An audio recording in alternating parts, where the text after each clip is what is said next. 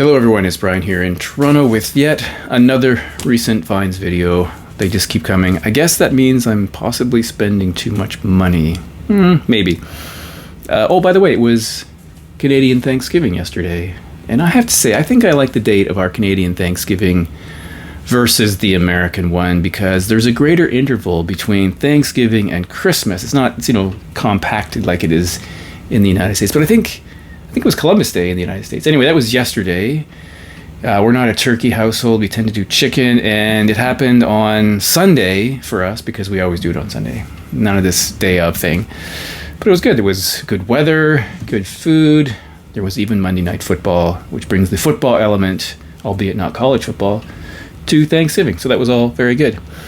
So I have a few things to show you today that I recently acquired. I'm going to start with this record from Metric. And Metric are, for those who don't know, a Canadian new wave, synth pop, post-punk revival, indie band, fronted by Emily Haines, who started her musical career, I'm not sure that's where she started, but she was in Broken Social Scene, still is, I guess, along with some other interesting people. This record, Fantasies, was their fourth. It came out in 2009. In 2009, I bought this, but I bought it on compact disc because at the time, I was buying mostly CDs, and my records were in boxes, and my turntable was in a box somewhere. It was all very different than it is right now. And I saw them in concert around this time, a free concert in Toronto. So this is a really good record. So obviously, this is not the 2009 pressing. This is a repressing from 2023. And I believe there were 4 singles, at least, from this album. Help 'Em Alive, Gold Guns Girls, Give Me Sympathy, and I think Stadium Love. I'm not sure I got those right, but there's a nice looking gatefold. And this repressing from 2023 is not on black vinyl. It's a little different. So it's on this clear with splatter or spatter. Not sure what the correct term is. I think if you're doing blood in crime scenes, it's blood spatter, not blood spatter. But is this splatter or spatter? I don't know. Anyway, that's a pretty good record. I know it very well because I've had it on compact disc for a long time. Second thing is from a band that I will admit that I'm not a giant fan of, but I do have a number of records from them. And that is Queen. This is Live Killers from 1979. So, what can I say about Queen? I kind of have two opinions of them. At some respect, I don't like them, but maybe I'm thinking of later stuff, especially around the Flash Gordon time. But I like the early stuff. In fact, my sister bought a copy of News of the World, so I heard that many, many times when I was younger, and I do like tracks like Fight From the Inside, Sheer Heart Attack, etc. 2 tracks I don't like from that album are We Will Rock You, because I just find it kind of infantile, and We Are the Champions. I can tolerate We Are the Champions a little bit more, but I've never really liked those songs. And by the way, there's one other Queen song that I really dislike. It might surprise somebody, or some of you, but it's Bohemian Rhapsody. That song just irritates me to no end. I guess I've never really fully understood what the song is really supposed to be about. Is it a joke? Is it supposed to be ironic? Are we supposed to take it seriously? Is it supposed to be genuinely this pseudo opera thing? I think it fails on all those levels. Although in a film like Wayne's World, it kind of makes sense. But that's a song I really hate to hear. The guitar solo is probably okay, but the whole fake operatic thing just leaves me cold. But anyway, enough of that. Oh, by the way, We Will Rock You on here is a much better version, the opening version of that. So this is a Canadian pressing from 1979. And I think overall it's pretty good. It represents Queen up until, 1979. So you have all the things you'd expect, like, Killer Queen, Bicycle Race, Keep Yourself Alive, Brighton Rock. It has Bohemian Rhapsody, unfortunately. So all those tracks that you know, and this, I'm sure many people have this. It's been around for a long time, but I've never had it. So got the labels there. So yeah, early Queen I prefer to later Queen. Up to The Game. The Game is, I think, a good record too. But Canadian pressing, a little bit of ring wear, but I was happy with the price on this. And that is now part of my record collection. So this one is from a chap called Lloyd Cole. Sorry, there's glare because I left the shrink wrap on. It's called On Pain. Lloyd Cole, formerly of Lloyd Cole and the Commotions, and I've mentioned him before. Lloyd Cole and the Commotions are one of my favorite 80s bands. They only did 3 records, but man, those 3 records were excellent. And I was familiar with what he did as a solo artist for the first 2 records, and then I just checked out. I just completely, I don't know if I ignored him or moved on to different things, so I didn't really follow him until a couple of years ago. I bought a copy of Antidepressant, which I think is a terrific record. It's one of my favorite records from that from that time period, I should say. So there are 8 tracks on here. Now the OCD component of my personality is really irritated by by the track listing here, because so it's 8 tracks, there's 4 on each side, and yet the first 5 tracks are justified left and the next 3 are indented. Why? I mean, come on, that seems like a big mistake. The 4th track should also be indented. Then you have side A and side B clearly demarcated. But no, 5 are justified left and 2 and the bottom 3 are indented. What? Why? There's an interesting quote here from a reviewer that says, "These songs flash and flicker like neon lights in the not dark yet. Moody, melodic, thoughtful and open-hearted. This is Lloyd Cole at his best." That's a pretty bold statement. When I read reviews of this, I noted that the style of the record was mentioned. Of course, it's a synth pop style, which surprised me a little bit because I wouldn't have associated synth pop with Lloyd Cole, and I was worried that it would be the sort of synth pop that you'd hear from Depeche Mode and OMD, but it's not. It's much more restrained. It's very measured, and I think it works really well. Show you the inside here. It's on black vinyl.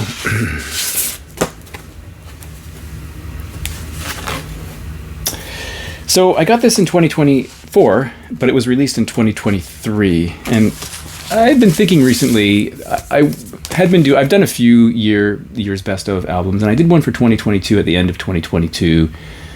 And I haven't done one for 2023, and I won't do one for 2024, because what I find is that I keep discovering music that was released in a certain year, but I find it the next year. So this is a good example. Had I done the 2023 best of, this wouldn't be on it. But if I did it now, it would be. So that's kind of funny to think about. There's 2 videos on here that have a Toronto connection, which is interesting. There's Warm by the Fire, which is actually about California wildfires, but it was directed by a Canadian filmmaker, and it was shot in Toronto. And it features a dancer from the National Ballet of Canada.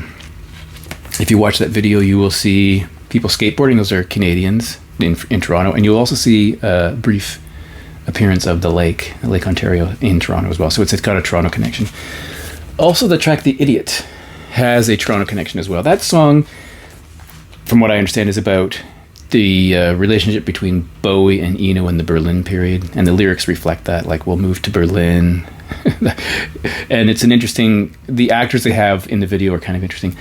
Part of that was filmed in the Horseshoe Tavern on Queen Street West, which is a legendary Toronto concert venue.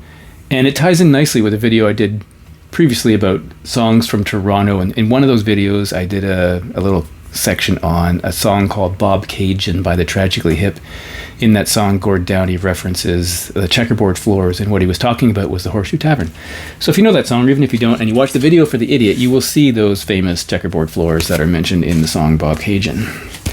This is a really excellent record. I say I'm gonna recommend it to you, because I was worried about it when I heard the synth pop thing, but it turns out that it's really wonderful. And let's see if I can pick a favorite track. Well, The Idiot is great. Warm by the Fire is great. But I'd say my favorite song in here is More of What You Are. Really good. There's only 8 tracks, but they're 4 to 5 minutes. So, yeah, if you have even a passing interest in Lloyd Cole, this would be worth getting. Now, let's look at this one. You may not be able to see it right here. I don't know if I can get that to show. It says Top Boy Brian Eno. This is the soundtrack for the British television series Top Boy. And here is the hype sticker. This is At the Movies, Music on Vinyl, Top Boy, Brian Eno. Limited edition, crystal clear vinyl. So there are 4,000 copies of this. There's another version that's on silver vinyl. There's 400 of those. Original score by Brian Eno from the original Netflix hit series. It's won multiple BAFTA awards, award-winning series, including the Kraft Award for Best Original Television Music. So that is cool. This is the front, the back. I've heard that this has been described as the UK's answer to The Wire that appeared on HBO that was about Baltimore. There's 2 records in here. We've got an inner sleeve, and then we have the vinyl in this polyline sleeve right here. So there are 2 of those, obviously. It's a double. The other one looks like this. Same clear vinyl.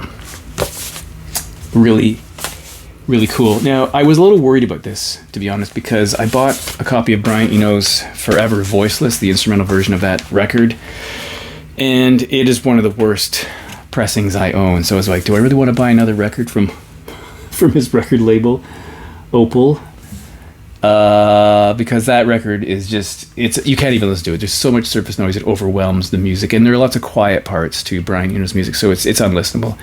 Discogs says the same things. I'm not the only person. If you look at Discogs for that record, it's just a litany of complaints. Although some people have a copy that's actually good. The same is true with this one. Some people complain about it. I've played this. It sounds amazing. It's quiet. Seems like it's good dynamics. It's flat. It sounds fantastic. So I'm happy about that. I bought it on Amazon because I knew they had easy returns. But I had been watching it for a while because the first time I saw it was over $80, but recently it took a bit of a dive and it was under $40, so it was 50% off or more from the time I originally saw it.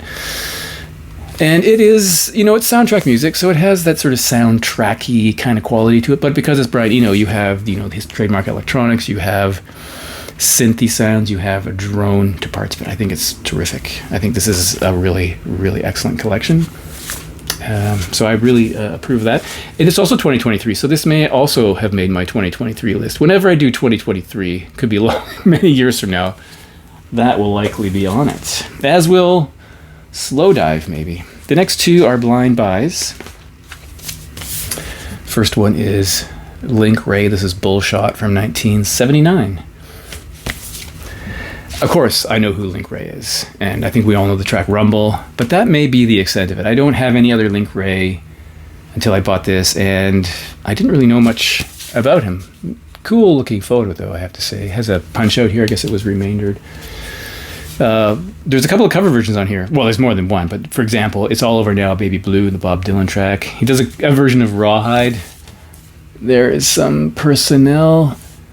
Here are the tracks. You probably can't see that, but some of the personnel is interesting too because we have Link Wray, of course, on guitar, but we have backing vocals by, among other people, Doug Ray, Rhonda Ray, and Robin Ray, who are, I guess, relatives. Black vinyl. So this was an interesting find. It's pretty minty. Like after this cover is in excellent shape. It was a good price, so I took a gamble on this. I've heard it once. I do like it. AllMusic doesn't give it a great review. They give it 3 stars out of 5, but there's a commenter on Discogs who said it was his best record. I don't know if that's true because I haven't heard all his records. I don't think I've heard any of them. So, but anyway, I took a chance on that, and I've only heard it once, so that's all I can say about it. In the same new arrivals bin at the store I was at, I pulled out this one, which is Robert Gordon with Link Wray. Again, this is from 1977, and the album's called Robert Gordon with Link Wray. There they are on the back. This is a rockabilly record. A lot of covers on here. I didn't really know any of these tracks except for Summertime Blues, which is on here. But the rest, I don't know. I didn't know any of these tracks, so it's a bit of a mystery.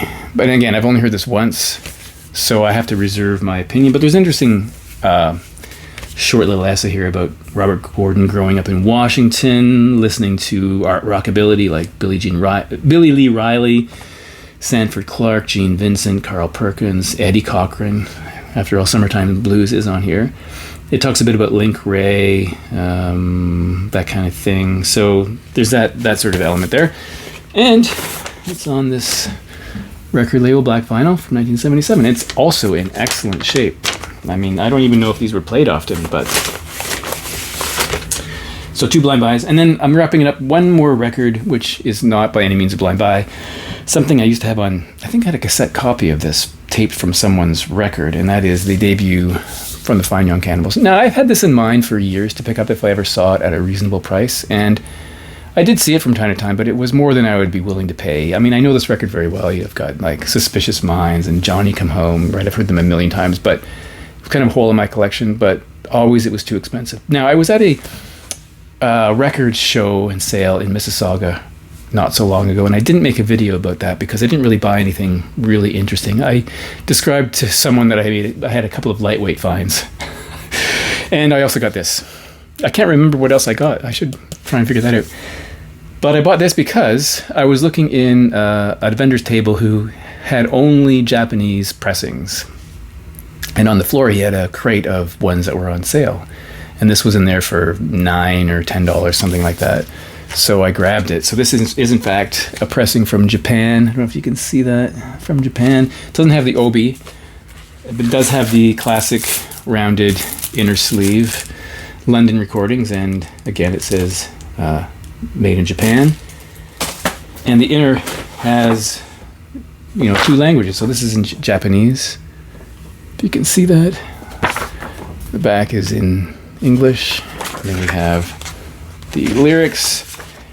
Japanese on this side, and then English on the other. So I thought, this is the cheapest one I had seen, cheapest copy I had seen of this record. I've been sort of keeping my eyes open for like the last year, and this is the cheapest one I saw, and happens to be Japanese, so I had to buy it. But I can't really compare the sound because I don't have a Canadian pressing, and it's been a long time since I've heard one. But it does sound fine to me, so it's a good sounding record. Too bad it's lacking the obi strip, but what can you do? Good find, happy with that. So that's everything for today, and I will see you in the next video, whenever that is.